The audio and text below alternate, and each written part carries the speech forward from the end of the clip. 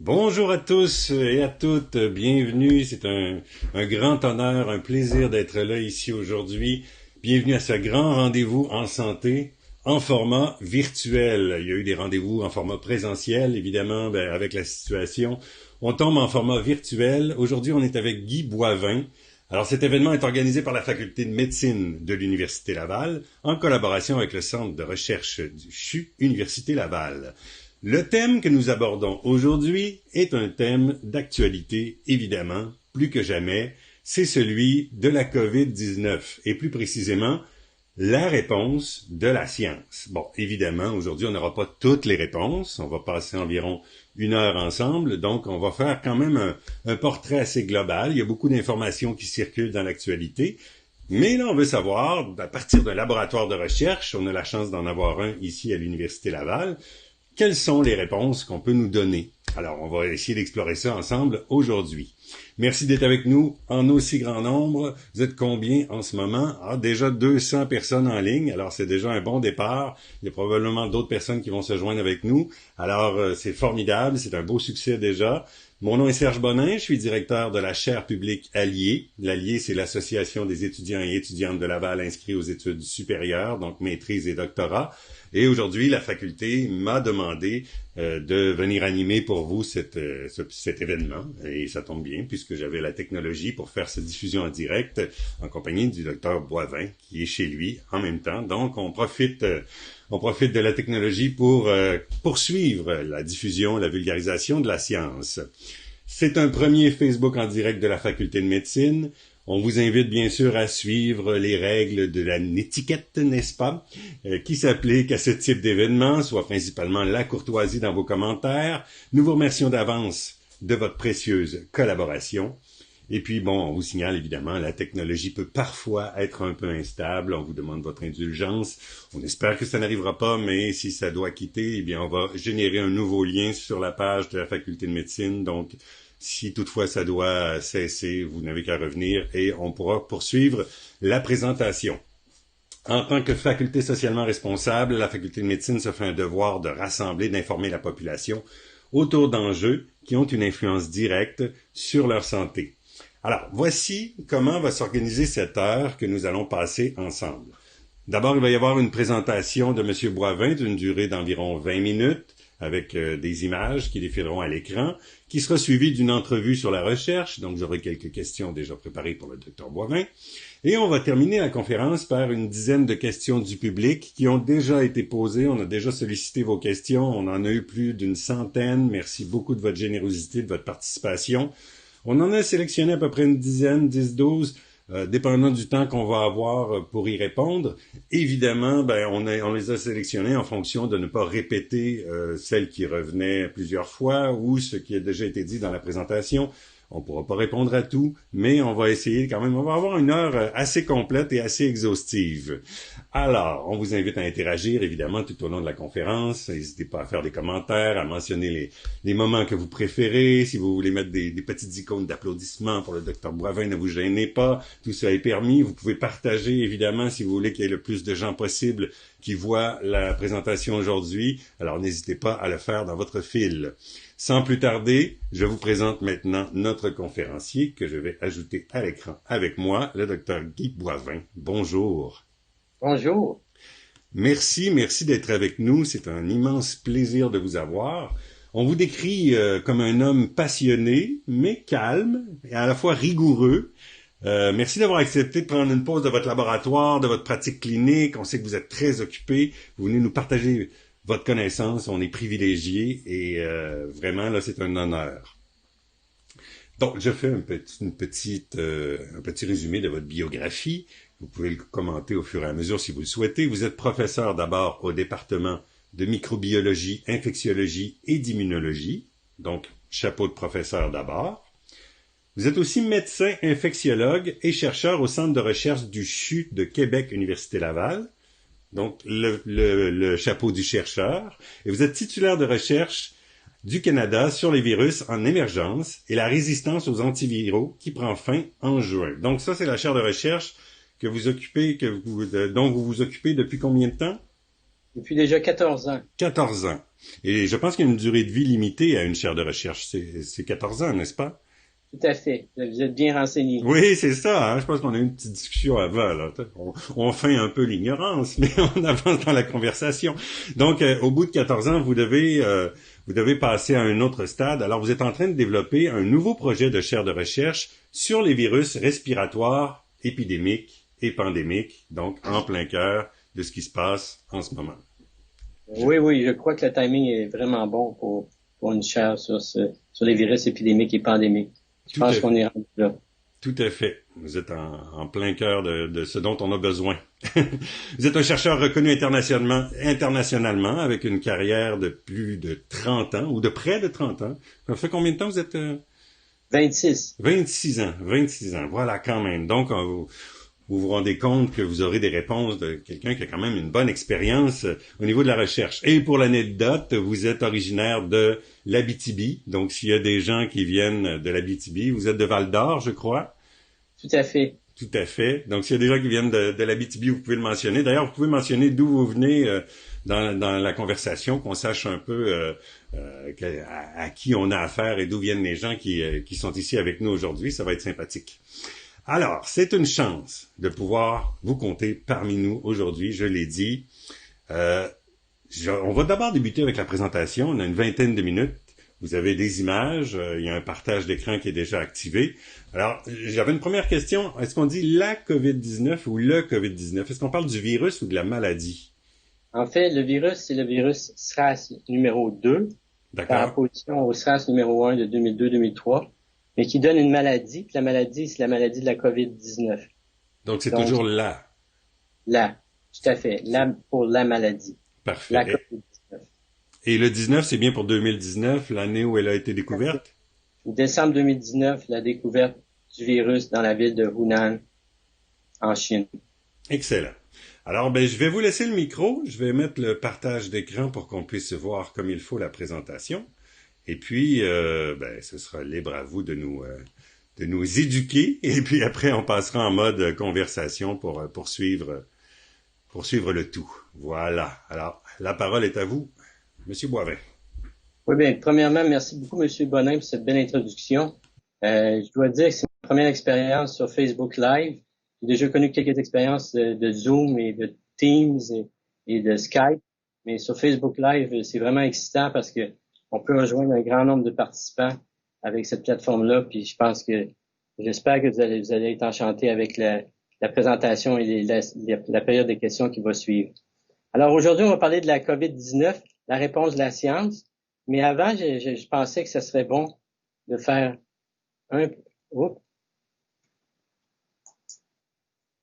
Oui, OK. Avant, je croyais que ce serait bon de faire une petite introduction avec les pandémies qui ont sévi au cours des siècles passés, donc dans l'histoire de l'humanité, à commencer au Moyen Âge avec les pandémies de peste, la peste dite bubonique, qui a causé 200 millions de décès, principalement en Europe.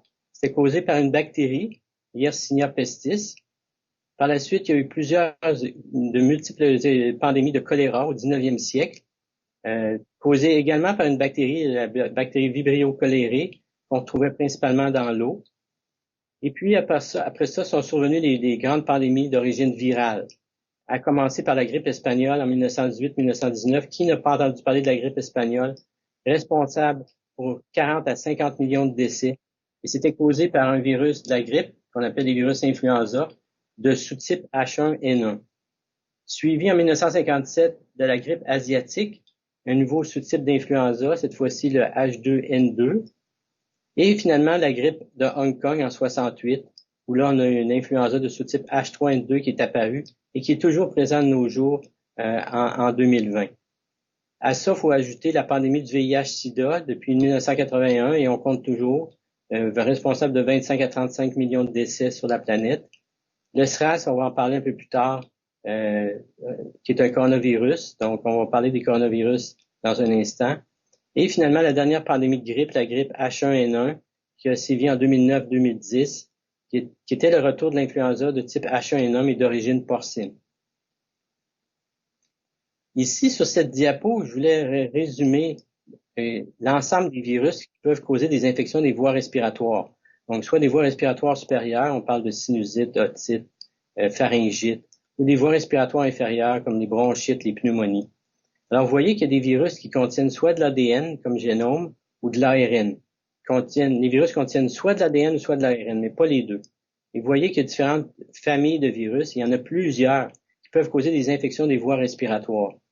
J'ai mis en rouge les familles sur lesquelles notre groupe de recherche travaille particulièrement. Donc, les virus influenza, A, B, C, les pneumovirus, qui comprennent le virus respiratoire syncytial et le métapneumovirus, un virus qu'on a co-découvert en 2001. Ces deux virus-là sont responsables de la plupart des infections des voies respiratoires, donc des pneumonies chez les jeunes enfants jusqu'à l'âge de 5 ans. Et finalement, les coronavirus, dont on va parler abondamment au cours de cette présentation. Donc justement, quand on parle des coronavirus, ce sont des virus qui possèdent comme génome de l'ARN, et je les ai divisés en deux grands groupes. Les virus que j'ai appelés saisonniers, ce sont des coronavirus qui reviennent à chaque année, dans la période hivernale printanière, avec d'autres virus respiratoires, dont le virus de la grippe. Et vous voyez qu'il y en a qui ont été découverts dans les années 60, au C43-229E, et d'autres dans les années 2000. On appelle NL63 pour Netherlands 63, puis HKU1 pour Hong Kong U1 en 2005 qui a été découvert. Et collectivement, ces virus-là sont responsables de 15 à 30% des cas de rhume. Donc, ne sont pas responsables de complications importantes. Les complications sont plutôt bénignes. Comme vous savez, un rhume, ça entraîne rarement des complications importantes. Et il y a d'un autre côté les coronavirus à potentiel épidémique ou pandémique, a débuté avec le SRAS en 2002-2003. Je vous rappelle que le SRAS a infecté environ 8000 personnes sur la planète, avec un taux de mortalité de l'ordre de 10%, et que le virus a circulé pendant une période d'environ 7 mois avant de s'estomper, avant de disparaître, sans utiliser un vaccin, seulement en utilisant des mesures strictes de prévention des infections dans le milieu hospitalier et des mesures de contrôle de la santé qui sont prônées par la santé publique, retracer les contacts, etc., et les mettre en quarantaine. 10 ans plus tard est arrivé le MERS coronavirus. MERS, c'est pour Middle East Respiratory Syndrome Coronavirus, donc le coronavirus que je vais appeler du Moyen-Orient. C'est un coronavirus qui sévit principalement dans la péninsule arabique. Il y a encore des cas sporadiques de nos jours. Ça ne se met pas tellement bien d'humain à humain pour l'instant, mais quand il infecte un humain, c'est associé avec des taux de mortalité de l'ordre de 35%, donc c'est très sévère. Et finalement, le coronavirus SRAS numéro 2, qui est responsable de la maladie qu'on appelle la COVID-19, qui a été répertoriée en 2019, comme on l'a mentionné au départ de la présentation. Ces coronavirus-là à potentiel pandémique peuvent donner des pneumonies, peuvent être sévères, de la détresse respiratoire et amener des décès, malheureusement.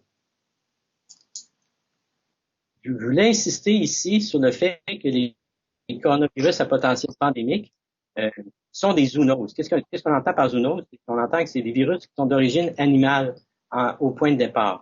Et le réservoir pour la plupart des coronavirus, c'est la chauve-souris, comme on voit pour le SRAS, le coronavirus du Moyen-Orient et le coronavirus qui donne la COVID-19. Mais la chauve-souris va rarement infecter l'humain.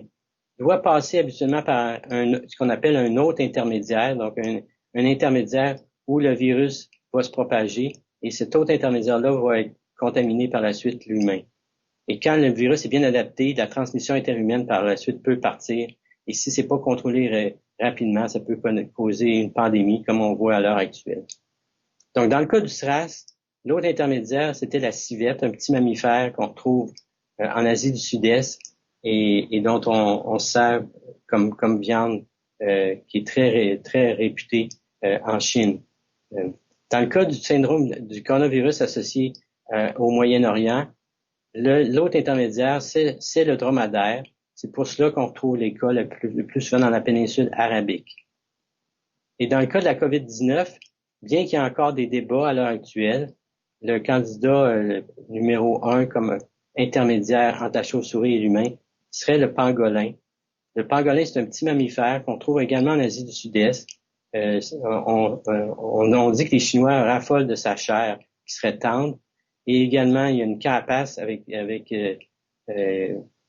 carapace qui est assez particulière, qui contient plusieurs écailles. Et ces écailles-là auraient des propriétés qu'on dit aphrodisiaques. de sorte que le pangolin est un des mammifères qui est les plus braconnés en Asie du Sud-Est.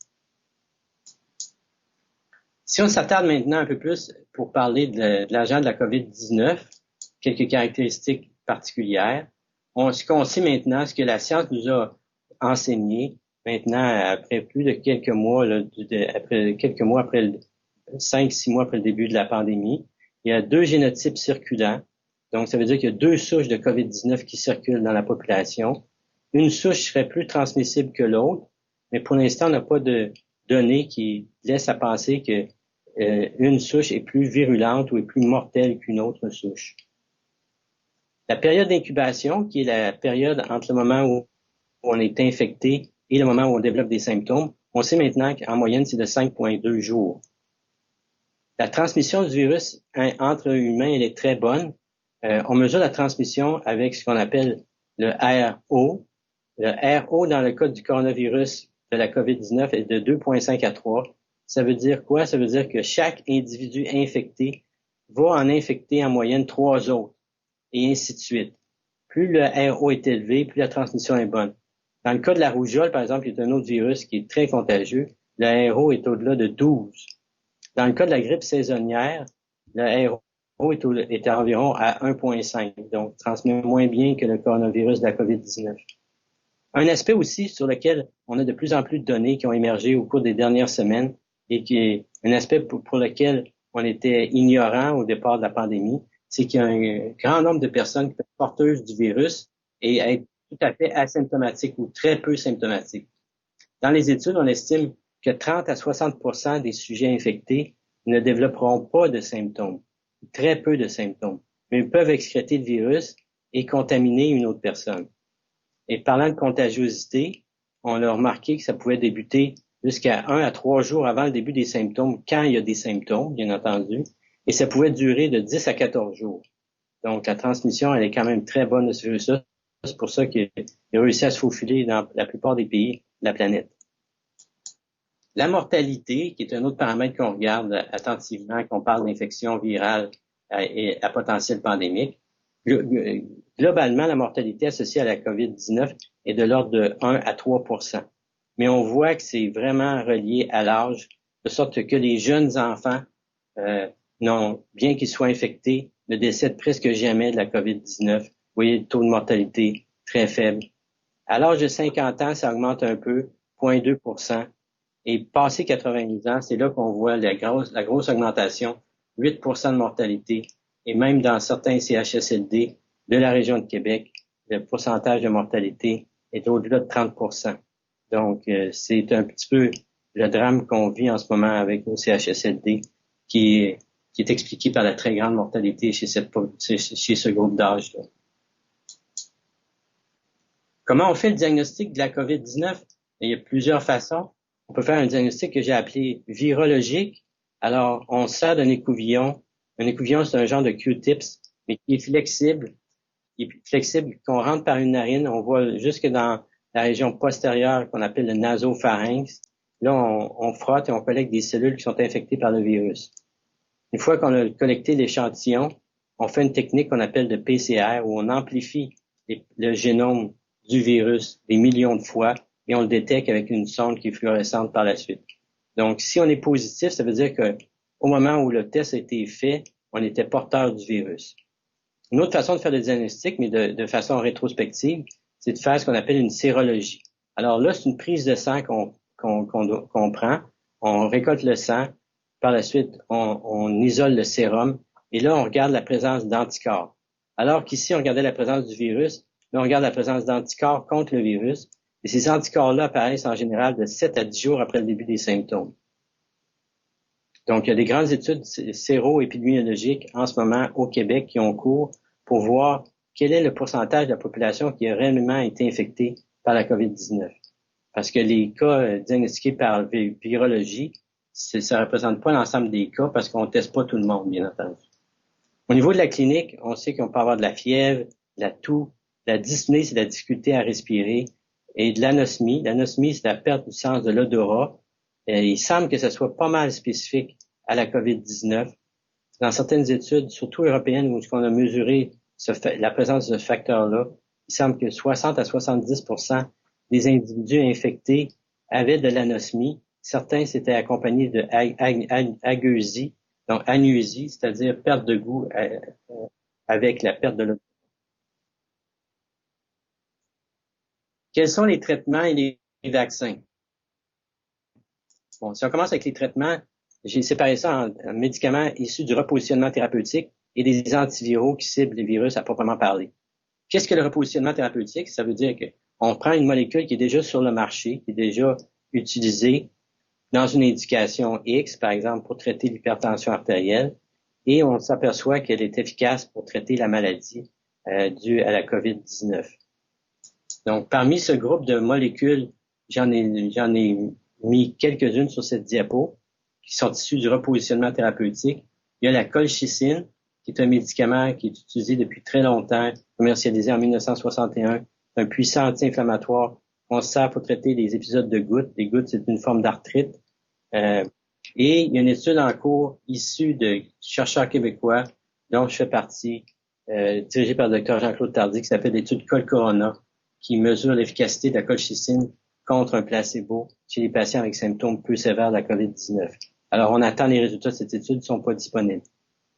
Il y a également la chloroquine et son proche cousin, l'hydroxychloroquine, qu'on sert pour prévenir ou traiter la malaria ou les maladies auto-immunes comme la polyarthrite rhumatoïde. C'était à l'essai dans multiples pays et les résultats qu'on a obtenus dans les dernières semaines laissent à penser que bien qu'il y avait un effet en laboratoire de ces molécules-là, il y a peu d'effets sur la symptomatologie de la COVID-19 et même que pour l'hydroxychloroquine, on a remarqué que les patients qui prenaient l'hydroxychloroquine par rapport à ceux qui prenaient un placebo, les patients qui prenaient le médicament avaient plus de complications de type arythmie cardiaque que ceux qui prenaient pas le médicament. Donc, il y avait plus d'effets néfastes que d'effets bénéfiques. Il y a une molécule qui s'appelle l'opinavir-ritonavir qu'on donne dans le traitement du VIH, qui aurait une activité aussi qui est évaluée, qui est en étude dans le traitement de la COVID-19. Les interférons, ce sont des molécules que notre corps produit naturellement pour combattre les infections virales, combattre l'invasion par les cellules cancéreuses, et on peut suppléer cette production d'interférons-là en l'administrant par voie sous-cutanée à des individus. Donc, ça aussi, c'est à l'essai, c'est à l'étude, c'est-à-dire. Et il y a d'autres médicaments, je vais vous parler brièvement, que notre groupe, en collaboration avec un groupe de Lyon, nous avons développé une plateforme qui s'appelle la plateforme FluNex, qui sert à découvrir des médicaments pour le repositionnement thérapeutique contre des infections virales. Alors, dans un premier temps, on a appliqué cette plateforme-là, dont on est les découvreurs, pour le traitement de l'influenza, donc du virus de la grippe. Alors, brièvement, c'est basé sur l'effet suivant, sur la signature qu'un virus engendre dans une cellule quand il se multiplie. Donc, si vous voyez l'image centrale, vous voyez que quand un virus, entre autres ici le virus d'influenza, entre dans une cellule du tractus respiratoire, il va activer, ce virus-là va activer certains gènes qu'on voit en vert, et il va réprimer certains gènes qu'on voit en rouge. Donc, l'ensemble des gènes qui sont activés ou réprimés par le virus apparaissent sur cette image-ci. Donc, des gènes activés en vert, des gènes réprimés en rouge. Donc, c'est comme une switch qui est à on vers off. Et on détermine la signature, donc l'activation des mêmes gènes dans une banque de composés, et plus de 1400 composés qui sont actuellement utilisés chez l'humain. Et le truc, c'est de prendre la signature de composés qui est inverse à celle de la signature du virus. Donc, on sélectionne des composés dont la signature est anticorrélée à celle du virus. Et en utilisant cette approche, on a identifié le diltiazem, qui est une molécule qui est utilisée par les patients pour traiter l'hypertension, traiter l'angine de poitrine. On a réalisé qu'il y avait une activité contre le virus de la grippe très importante, ce qui a fait qu'on a pu rapidement aller en phase d'essai clinique. On est en phase 2 en ce moment et on attend les résultats qui vont survenir l'année prochaine pour voir l'efficacité clinique de cette molécule-là. Et on s'est aperçu que le diltiazem non seulement avait une activité en laboratoire contre les virus influenza, mais devinez quoi? Il y a aussi une activité contre l'agent de la COVID, le virus de la COVID-19. Donc, une molécule qui a un spectre large. Il existe également des antiviraux qui sont à l'essai contre la COVID-19. J'en ai listé quelques-uns ici. Donc ici, c'est des molécules qui ciblent directement une protéine qui est nécessaire à la réplication du virus, qu'on appelle la polymérase. Parmi ceux-ci, vous connaissez probablement la remdesivir, qui est la seule molécule qui, jusqu'à maintenant, a démontré un effet clinique favorable, bien que pas spectaculaire, mais qui pouvait diminuer de 4 jours, pouvant raccourcir de 4 jours le retour à la normale des patients qui étaient aux soins intensifs avec la COVID-19. Donc, c'est la seule molécule, encore une fois, où on a eu des résultats positifs dans le cadre du contexte de traitement de la COVID-19. Il y a d'autres modalités thérapeutiques dont je ne m'attendrai pas, seulement pour mentionner la sérothérapie. La sérothérapie, ça consiste à prélever le sérum qui contient des anticorps d'une personne qui a survécu à la COVID-19. Par la suite, à administrer ce sérum à d'autres personnes qui sont en train de lutter contre la COVID-19. Donc, leur passer des anticorps pour les aider à se défendre contre l'agent de la COVID-19. Donc, il y a une grande vaste étude clinique qui est en cours au Québec en ce moment, qui évalue effectivement le bénéfice de la sérothérapie. Si on passe aux vaccins maintenant, on va terminer avec les vaccins. Je dois dire en partant qu'il n'y a pas de vaccin encore approuvé. Quand est-ce qu'ils vont être approuvés? On pourra en discuter plus tard, si vous voulez bien. Je pense qu'il y a plusieurs questions qui sont reliées aux vaccins. Mais juste pour vous mentionner qu'il y a 4 grands types de vaccins. Il y a les vaccins que j'ai appelés les vaccins viraux qui sont à l'essai. Alors ça, c'est des vaccins où on a le virus au complet qui est soit inactivé à la chaleur ou avec un produit chimique, de sorte qu'il ne peut plus se répliquer, ou le virus a été atténué.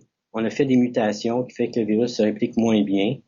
Donc, ces virus-là sont injectés chez l'humain et on espère qu'ils ne donnent pas la maladie, mais qu'ils produisent quand même, ils amènent quand même la production d'anticorps qui va nous permettre d'être protégés si on fait face à l'infection virale par la suite. Il y a des vaccins à base de protéines, donc au lieu de prendre le vaccin au complet, on isole une protéine du virus et on l'injecte à la personne dans le but de développer des anticorps. Il y a des vaccins, ça c'est des vaccins de nouvelle génération à base d'acide nucléique, donc des vaccins carrément à base d'ADN ou d'ARN qu'on injecte directement, et des vaccins à base de vecteurs viraux. On sert de virus animaux qui se répliquent très peu chez l'humain, auquel on greffe une protéine de la COVID-19 et on injecte ça au patient. Et le virus qui est atténué va amener la protéine du COVID-19 dans les ganglions pour amener une production d'anticorps par la suite.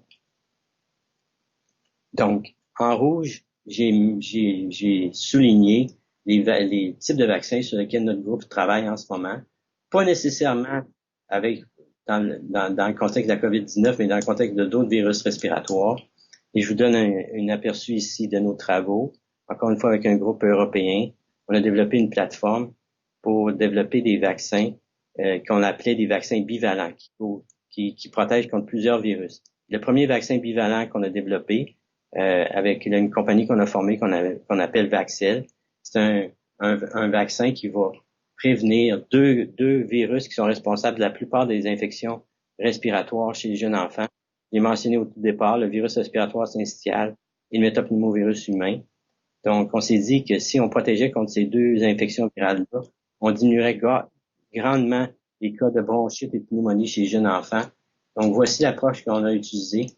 On a utilisé une plateforme qu'on a enregistrée qui s'appelle la plateforme Metavac. On est parti d'un des virus, ici le métapneumovirus humain. On a par génie génétique, on a enlevé un gène du métapneumovirus humain, de sorte que le virus ne se répliquait presque plus. Et on l'a remplacé par le gène de l'autre virus, le virus respiratoire syncytial. Et comme ça, on a un vaccin qu'on appelle chimérique, qui protège à la fois contre le virus respiratoire syncytial et le métapneumovirus, contre deux virus simultanément.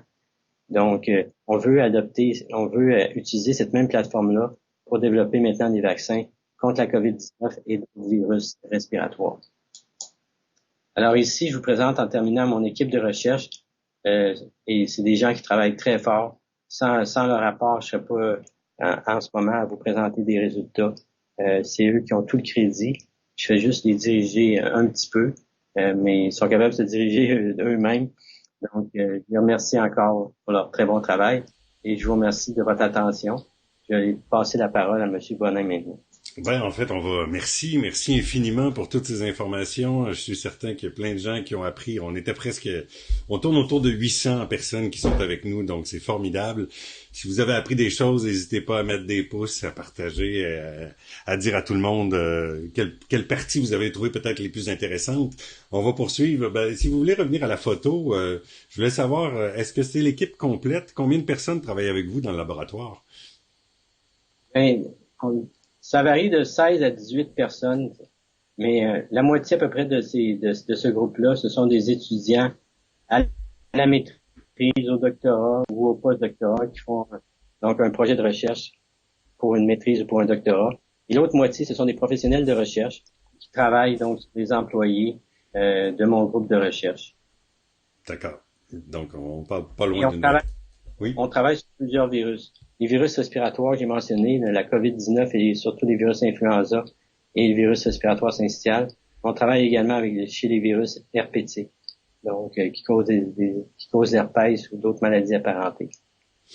Ben, merci de nous apporter toutes ces réponses qui viennent de la science à la COVID-19. J'ai vu passer beaucoup de commentaires. Bon, parfois l'image est floue, parfois la transmission est pas bonne. On a eu une petite interruption de notre côté qu'on a récupérée. Si votre image est floue, c'est peut-être votre connexion à vous, parce qu'en général, là, j'ai fait des vérifications et le tout semble bien fonctionner. Je voulais poursuivre. On a des photos de vos laboratoires de recherche. Il y a différents niveaux de confinement. Donc peut-être nous décrire ce qu'on voit sur ces photos-là et nous expliquer c'est quoi un peu les niveaux de confinement qu'on peut avoir dans un laboratoire de recherche comme ça.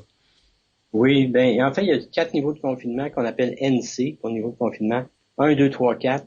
Le niveau de confinement 1, vous avez un exemple ici du laboratoire. Je suis dans le niveau de confinement 1. Je suis en train de travailler pour l'extraction de l'ADN ou de l'ARN d'un virus à l'aide de ce robot. Le niveau de confinement 1, c'est le niveau de base. Alors, on n'a pas besoin d'équipement particulier, sauf des gants si on manipule des liquides biologiques. Et il n'y a pas de système de ventilation ou de filtre particulier. Donc, c'est comme si on travaillait sur le bord de notre bureau avec des agents qui sont peu pathogènes. Alors, j'ai des exemples ici. Ici, j'ai une de mes employés, un professionnel de recherche qui dose avec cet appareil ici l'ADN qu'on a extrait. Et ici, j'ai un autre professionnel de recherche qui infecte des bactéries sur une gélose. Vous allez me dire qu'est-ce que les bactéries ont à faire chez un chercheur qui s'intéresse à la virologie. C'est tout simplement qu'on sert des bactéries pour cloner des gènes des virus et les produire en grande quantité. Mais je m'intéresse pas à la recherche sur les bactéries, mais on sert des bactéries comme outil pour faire pousser des gènes en grande quantité des gènes du virus. D'accord. Et si on passe maintenant au niveau de confinement 2, alors ici, des exemples de personnes qui travaillent au niveau de confinement 2. Ici, j'ai une de mes professionnels de recherche qui manipule un échantillon au niveau de confinement 2.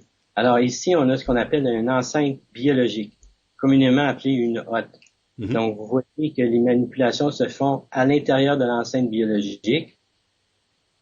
Et il faut savoir qu'il y a un système de ventilation qui aspire l'air vers le haut. Et en haut, il y a des filtres qui vont purifier l'air avant que l'air soit expulsé dans l'environnement. Donc, on travaille en niveau de confinement 2 avec certains virus comme le virus de l'herpès, le cytomégalovirus, les virus de la grippe saisonnière. En général, ce sont des virus qui donnent peu de mortalité si on les attrape à inadvertance, ou également on a la présence soit de vaccins ou de traitements antiviraux en cas d'infection. Et je constate qu'il n'y a pas nécessairement de... Bon, on voit les gants, on voit la chemise bleue, mais il n'y a pas nécessairement d'équipement spécialisé de protection là, dans le niveau 2. Non, c'est ça. Et finalement, le niveau de confinement 3, alors, en pleine pandémie, on a inauguré, et c'était pas arrangé avec le gars des vues, comme on dit, un laboratoire de niveau de confinement 3. Ça faisait 4 à 5 ans que je me penchais pour avoir un laboratoire de niveau de confinement 3. Avec un tel laboratoire, on travaille avec des pathogènes plus dangereux, si on peut dire, plus émergents, dont les coronavirus à potentiel épidémique ou pandémique, dont la grippe aviaire. Et ici, on est dans un environnement particulier, au niveau de confinement 3. Tout le laboratoire est à pression négative, c'est-à-dire que l'air peut rentrer dans le laboratoire, mais il n'en sort pas à moins d'avoir été filtré par des filtres puissants. Mhm. Oups, excusez. Et vous voyez ici une personne de mon laboratoire qui travaille dans le niveau de confinement 3. Vous voyez qu'elle est recouverte de la tête aux pieds, protection complète. Et vous pouvez deviner qu'ici à l'arrière, elle a un réservoir. C'est un purificateur d'air. Donc l'air qui est pris dans la pièce est purifié avant d'être inhalé. OK, donc c'est pas une bonbonne à oxygène, c'est vraiment l'air ambiant qui est filtré directement dans cet appareil-là. Tout à fait. Et on travaille aussi sous des enseignes biologiques, comme vous pouvez voir quand on manipule. Et dernier point que j'aimerais apporter, c'est que quand on a terminé, on enlève notre notre équipement de protection individuelle et on doit prendre une douche et s'habiller avec des nouveaux vêtements avant de sortir du laboratoire.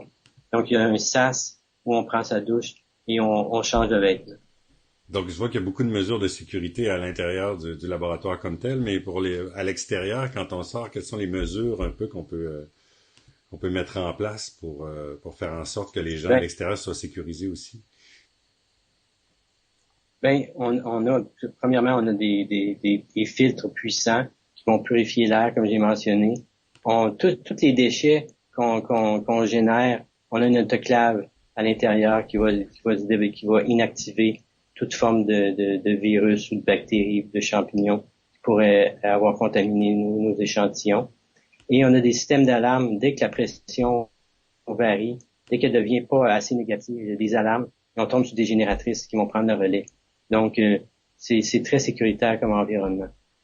D'accord. Disons que j'ai déjà dit en face, mais c'était quasiment vrai, que pendant la pandémie, c'était peut-être mieux d'être équipé avec l'équipement de protection individuelle dans le laboratoire de niveau 3 que déambuler dans certaines villes de Montréal.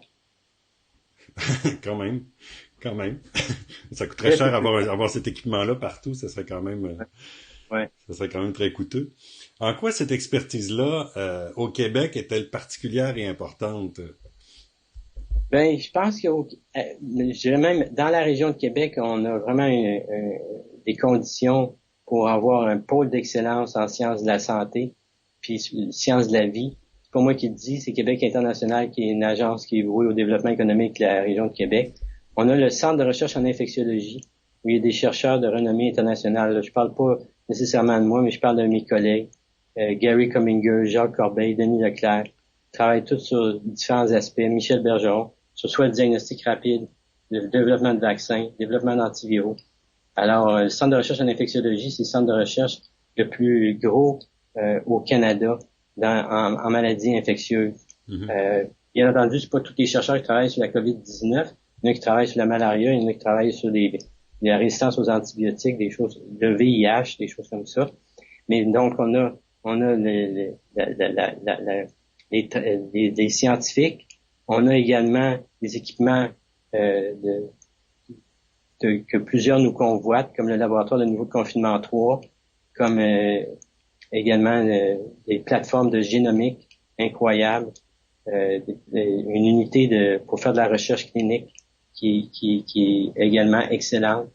Et combiner ça avec le fait qu'il y a des grandes compagnies pharmaceutiques et des biotech qui sont impliquées, qui sont présentes dans la région de Québec, comme au niveau du diagnostic Becton Dickinson, GenePoc, alors la recherche et développement de diagnostic rapide. Au niveau des vaccins, GSK, qui fabrique la majorité de ces vaccins pour la grippe pour le Canada, ici, dans notre cour arrière. Medicago, qui est une biotech qui est devant dans les voiles, qui fabrique des vaccins produits chez les plantes. Alors, tout cet environnement-là fait que c'est plus facile d'attirer des étudiants et des chercheurs de renommée internationale et d'attirer aussi des compagnies, des grosses pharma à venir s'établir dans la région. Donc c'est vraiment un privilège d'avoir un laboratoire comme ça ici à Québec, c'est formidable. Merci de votre générosité, de toutes ces réponses. Maintenant, on a eu, comme je vous le disais, plus d'une centaine de questions déjà du public. J'en ai vu défiler aussi dans le clavardage. Évidemment, on pourra pas toutes les prendre, mais on en a préparé quelques-unes qui ne touchaient pas déjà à la présentation, donc je vous les pose une après l'autre. Et on va essayer bon, il est déjà 11h40, mais on va essayer de prendre le temps quand même de répondre au maximum. Alors, cette première question vient de Amin El Azrek. Dans la crise sanitaire actuelle, est-ce que vous vous sentez plus utile en tant que médecin ou en tant que chercheur? Oh, bonne question. Je pense que le médecin va nourrir le chercheur. Je m'explique. Comme médecin, je vois les patients avec des infections virales, que ce soit la COVID, l'influenza ou d'autres virus respiratoires. Je vois ce que j'appelle les gaps et les zones où il doit y avoir du travail de fait, que ce soit au niveau du diagnostic rapide, que ce soit au niveau des antiviraux. Quel type de vaccin? Je vois des gens qui n'aiment pas les vaccins à base d'aiguilles, donc il faudrait avoir d'autres types de vaccins sans aiguilles. Alors, c'est des exemples pour dire que le chapeau du médecin est important pour identifier les priorités de recherche que le chercheur va devoir investiguer. Donc, moi, je me colle beaucoup à la clinique. Je fais pas de la recherche ultra fondamentale, je fais de la recherche que j'appelle translationnelle ou appliquée, basée sur mon expérience en clinique. D'accord. Donc, le médecin nourrit vraiment la recherche, là. Puis, il y a votre côté professeur aussi qui m'intriguait. Est-ce que les nouvelles données que vous obtenez par vos recherches, par l'actualité et tout ça, vous essayez de les amener aussi dans les cours que vous offrez à vos étudiants? Tout à fait. Dans les cours que je donne, je réserve toujours 1 à 2 diapos à la fin pour dire un peu ce qu'on fait, nous, dans notre laboratoire. Par exemple, je donne un cours sur la grippe. Ben, à la fin, je dis c'est quoi nos travaux de recherche sur la grippe. En même temps, je m'en sers comme appât pour attirer des nouveaux étudiants qui voudraient faire une maîtrise ou un doctorat dans mon laboratoire. Ah ben c'est bien ça. On se sert de nos forces, n'est-ce pas? Merci pour la question. Alors, prochaine question, Juliane Jardret. Alors, la question, en tant que chercheur, quel est le plus grand défi dans la lutte au coronavirus? Bon, il y en a plusieurs, mais je pense que le plus grand défi, ça reste de découvrir un vaccin efficace et sécuritaire. Mm-hmm. Je m'explique. On n'a pas d'exemple de vaccin contre n'importe quel coronavirus à l'heure actuelle. C'est différent de l'influenza, de la grippe, où on a une expérience quand même de plusieurs années avec la vaccination. On sait que ça marche pas toujours, on sait pourquoi ça marche pas. Mais avec les coronavirus, il y a des notions de base qu'on n'a même pas certains, comme si un individu est infecté, va développer une réponse immunitaire, puis il va être protégé pendant combien de temps? Est-ce que c'est 6 mois, 12 mois, 2 ans, 3 ans? On a certaines données fragmentaires avec les coronavirus saisonniers, là, ceux qui donnent des rhumes, qui montrent qu'après 12 mois, on peut être infecté par le même coronavirus. Donc, si c'est le cas pour la COVID-19, bien si c'est le cas, ça va vouloir dire qu'il va falloir changer, il va falloir vacciner à tous les ans, un peu comme on fait contre l'influenza. Fait que, il y a des grands défis associés au vaccin, puis à la sécurité de ces vaccins-là aussi. Je pense que ça reste le défi numéro 1. Merci Juliane pour cette question. Une autre question qui nous provenait de Marc Blais. Avec la course aux vaccins que nous connaissons, est-ce qu'il pourrait y avoir plusieurs sortes de vaccins disponibles? Oui, je pense qu'on doit encourager plusieurs types de vaccins. J'ai nommé dans la présentation les 4 grandes classes de vaccins, là, soit à base du virus comme tel, à base de protéines, à base d'ADN et à base d'autres vecteurs. Je pense que c'est important de pousser plusieurs vaccins en phase 3, là, la phase d'évaluation ultime en clinique, et d'avoir l'approbation de plusieurs vaccins, et non pas d'arrêter dès qu'il y en a un qui est homologué. Je dis ça parce que ça se peut qu'on ait besoin de plus d'un vaccin dépendant du groupe qu'on va vouloir vacciner. Par exemple, peut-être des femmes enceintes, c'est un groupe spécial. Des jeunes enfants, des personnes âgées, des personnes qui ont un système immunitaire compromis, déficient. C'est possible que ce soit pas le même vaccin pour chacun de ces groupes-là qu'on doit privilégier. Un peu comme on fait maintenant pour la grippe. Je vous rappelle qu'il y a une dizaine d'années, la grippe, il y avait un vaccin, puis c'était le même vaccin pour tout le monde. Maintenant, on a développé des vaccins pour les jeunes enfants qu'on donne par vaporisateur nasal. Les vaccins pour les personnes âgées qui ont plus d'antigènes que pour les personnes qui sont d'âge mûr, si on peut dire. Des vaccins pour les immunosupprimés, ceux qui ont un système immunitaire compromis. Donc maintenant, on a plusieurs vaccins contre l'influenza. Donc je vois à à moyen terme, je vois qu'on devrait avoir plusieurs vaccins contre les coronavirus aussi. Excellent. Vous êtes toujours avec nous dans le grand rendez-vous de la santé de la faculté de médecine, COVID-19, la réponse de la science. Si vous avez manqué le début, si vous vous joignez à nous maintenant, ben sachez que ça restera disponible en ligne. Donc vous pourrez revoir les parties que vous avez manquées, ou si vous devez quitter, ben vous pourrez revenir aussi éventuellement pour revoir les parties que vous n'avez pas pu, auxquelles vous n'avez pas pu assister. Alors merci Marc pour cette question. On va poursuivre.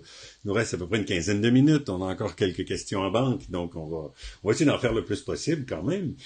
Dans une vision des plus optimistes et réalistes, quand estimez-vous qu'un vaccin sera disponible pour la population québécoise? Donc, il y a la disponibilité un peu partout dans le monde. Est-ce qu'on va être parmi les premiers? Est-ce qu'on va être un peu à la remorque? On ne sait pas trop. Donc, évidemment, c'est spéculatif. Là, on vous demande pas une réponse absolue, mais selon votre sentiment, ça vient de Maria Isabelle Vargas.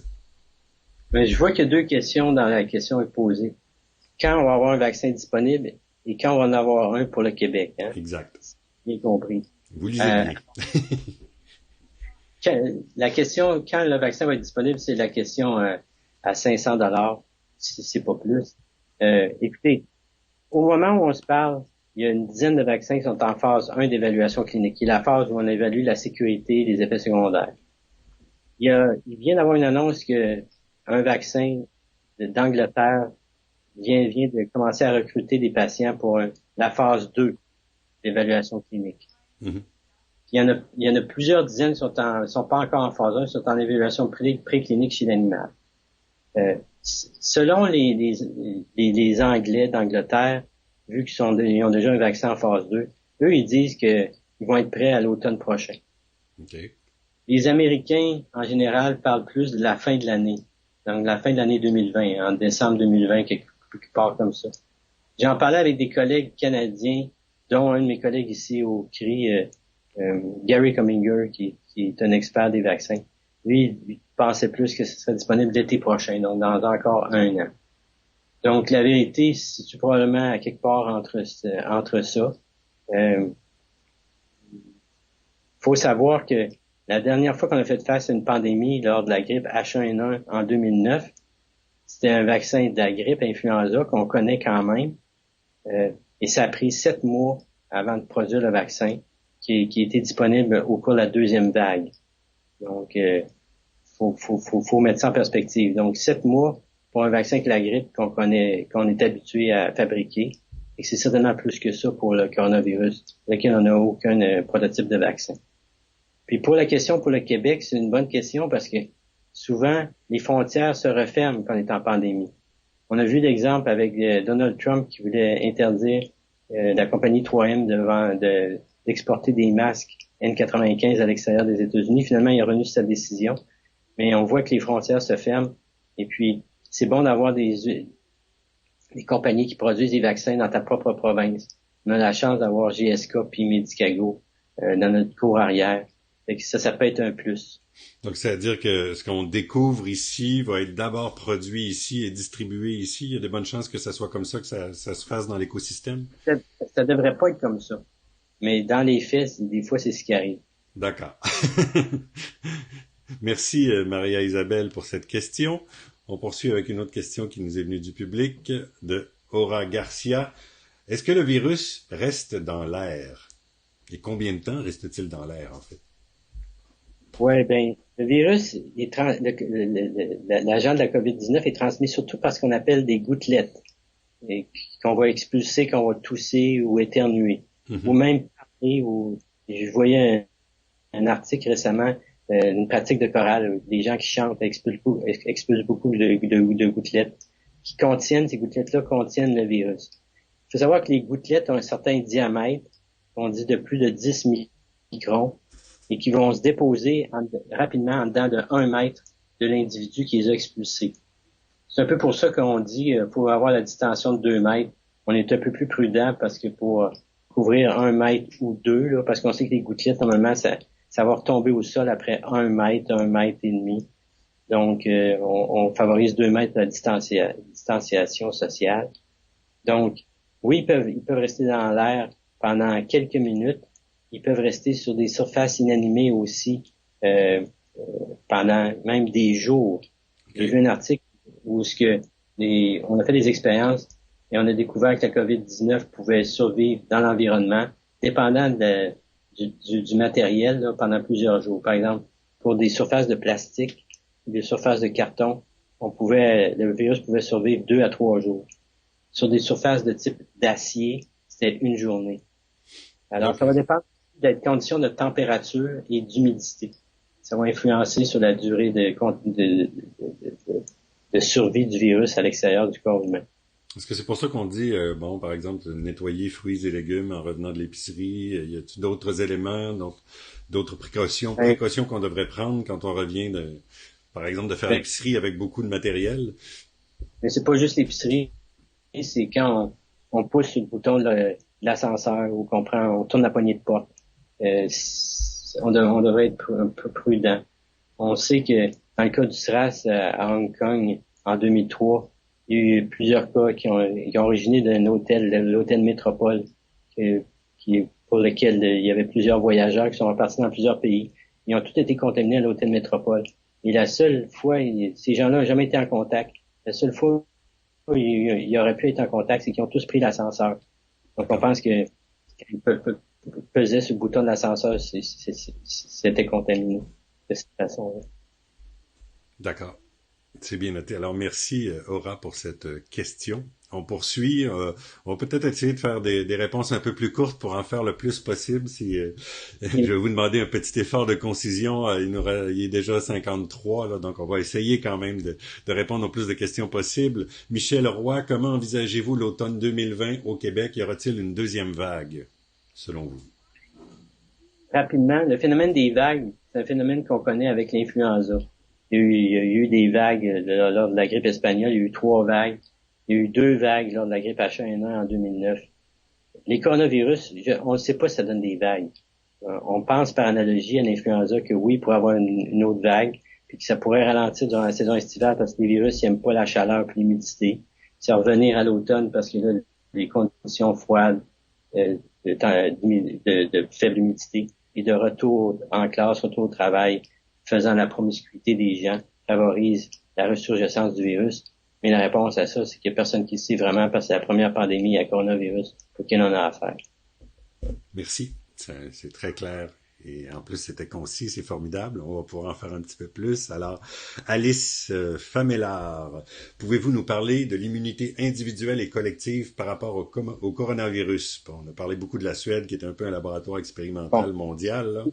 Et quelles sont les connaissances actuelles à ce sujet?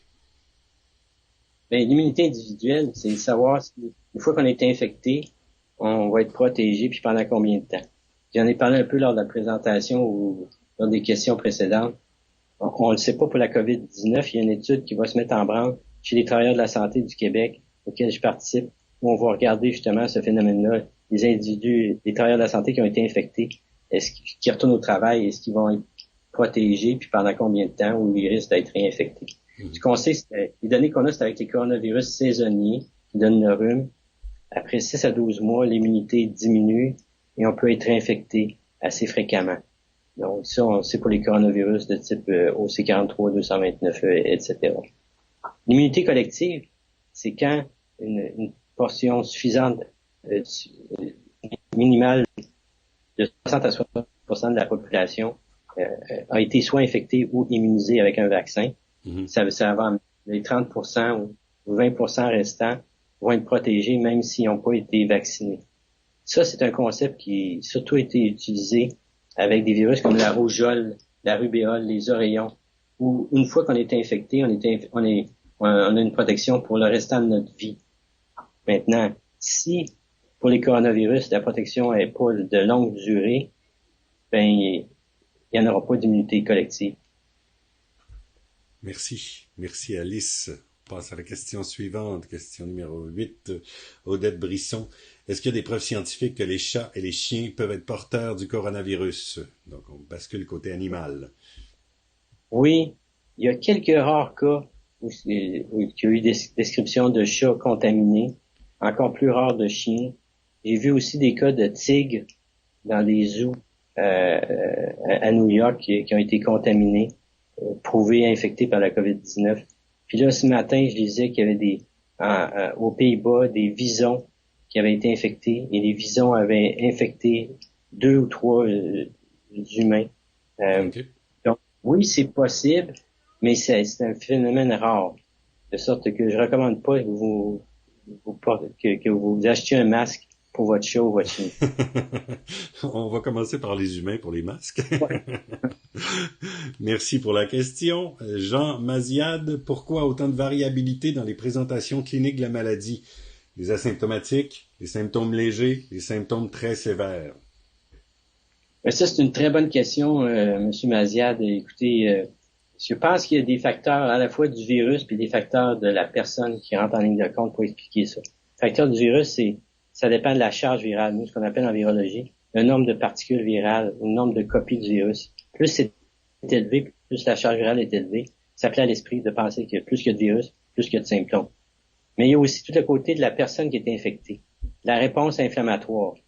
Puis ça, trop, c'est comme pas assez. Il y a des personnes qui manquent dont le système immunitaire est compromis, déficient parce qu'ils reçoivent de la chimiothérapie, ont un cancer, ils peuvent pas se défendre bien, mais c'est dangereux d'attraper une infection virale. Mais paradoxalement, il y a des personnes qui se défendent, mais ils se défendent trop bien. Leur système immunitaire est trop primé, si on peut dire. La réaction inflammatoire est trop grande et elle s'emballe et ça devient nuisible à la longue.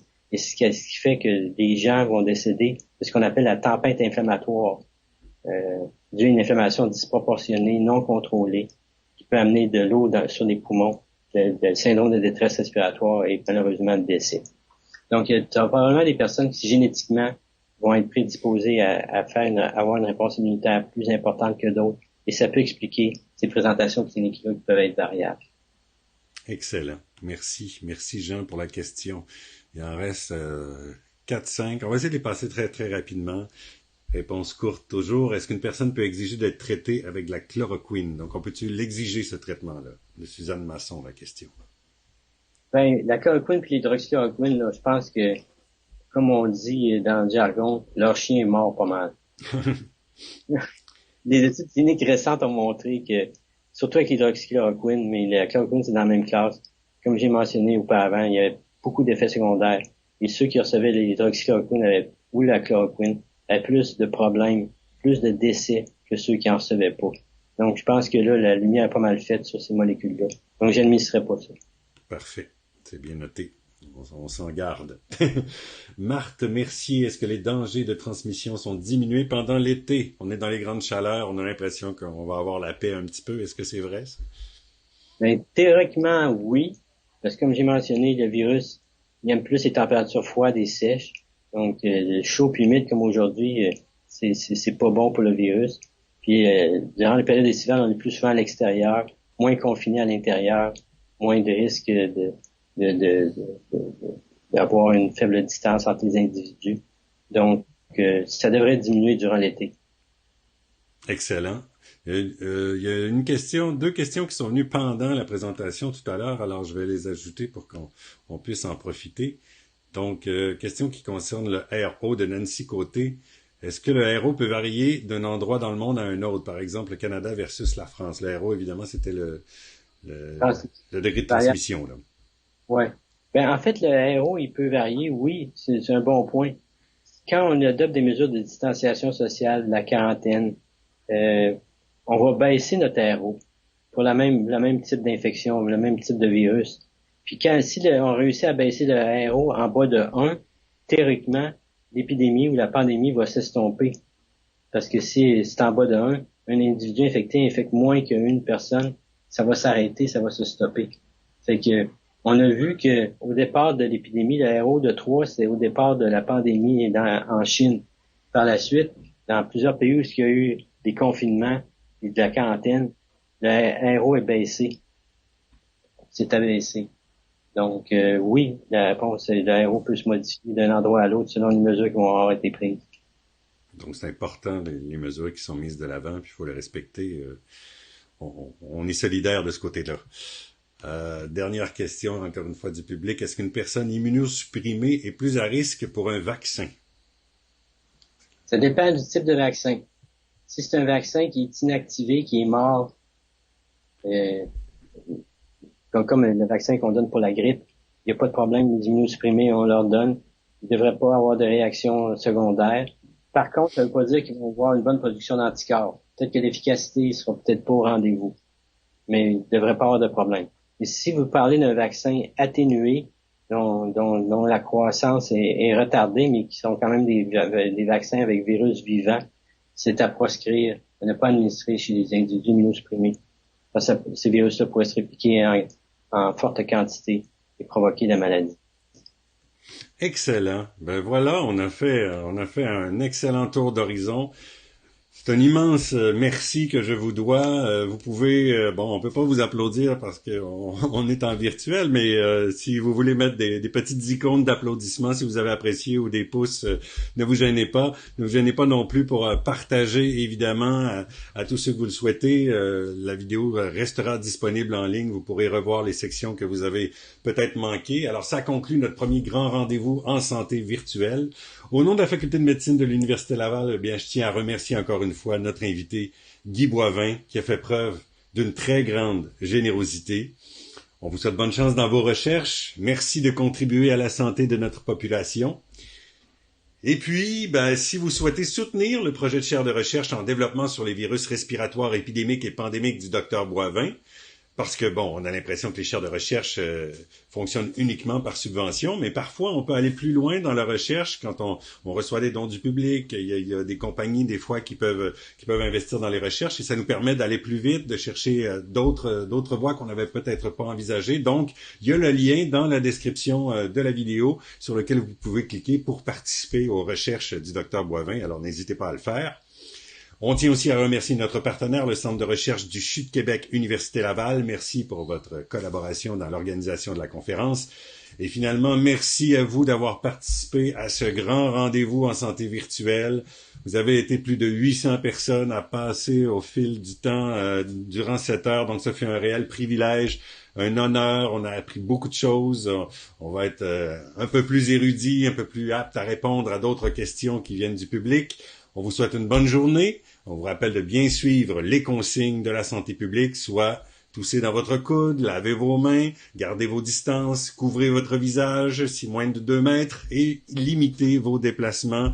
Donc, merci encore. Bonne journée à tous et merci, Dr Boivin. Bon déconfinement et bon été à tous.